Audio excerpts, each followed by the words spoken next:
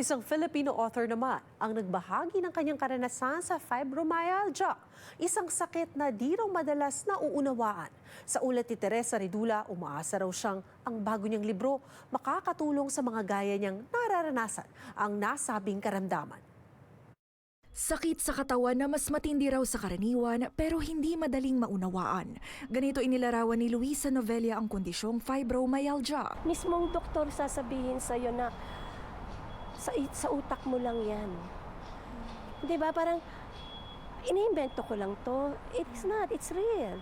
The pain is real. Taong 2020 nang maaksidente ang Pilipinas sa isang head-on collision sa Ontario. Pero ang pananakit sa katawan, tuloy-tuloy at nagtagal daw ng ilang buwan. Hindi mo alam kung saan nanggagaling yung pain.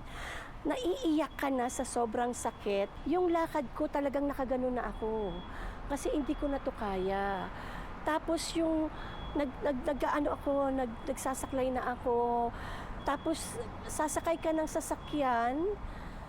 Pagbabaha mo, magsaka na lang. Bukod sa chronic pain, umabot daw ng 1 taon ang naranasan niyang labis na pagkapagod, hirap sa pagtulog at brain fog. Brain fog?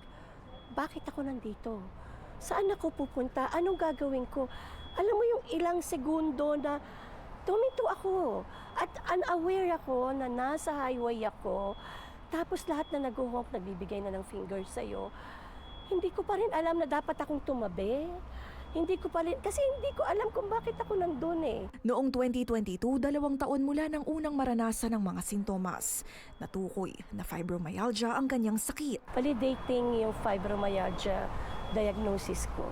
It's very freeing, validating, but at the same time, you have a lot of questions. Mahigit 500,000 Canadians daw ang nakararanas ng fibromyalgia ayon sa Alberta Health. At mahigit 80% dito, kababaihan.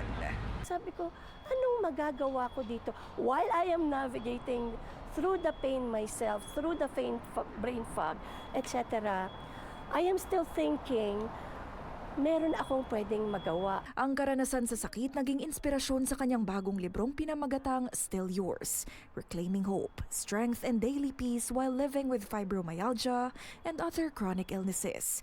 Companion book para sa mga tulad niyang mayroong ganitong karamdaman. Martes, nakapasok na ito sa top 10 bestseller in rheumatism at top 24 in immune system diseases sa Amazon. Ang akda, ipinagdiwang din ng komunidad ng migrant workers sa Barrie. Ang sarap ng feeling na may nagawa ka para sa community at pinaramdam nila sa iyo yon. I don't care if it is number 1 or number 1,000. As long as meron akong na-touch na buhay sa libro na to, masaya na ako.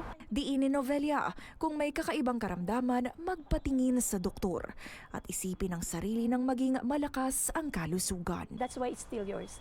It is still your life, no matter how painful and how hard you navigate through fibromyalgia and other chronic illness. It is still your life and you are entitled to live it with dignity. Teresa Ridula, Omni News, Toronto.